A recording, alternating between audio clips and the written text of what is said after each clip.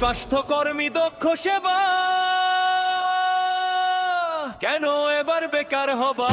প্রধানমন্ত্রীকে কেন ভুল তথ্য দেয়া হলো? জবাব চাই, জবাব চাই। চলমান স্বাস্থ্য কেন্দ্র কেন বন্ধ দেখানো হলো?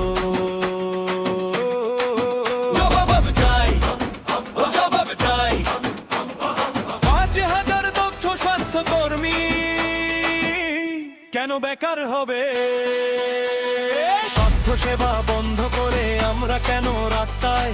দক্ষ জনবলে ছাড়া সেবা কি টিকে যায়? ঝুলাই করে কি পেলাম? আমরা সবাই বেকার হলাম।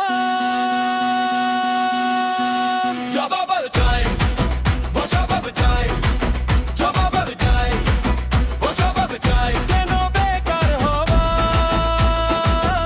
কেন বেকার হবা?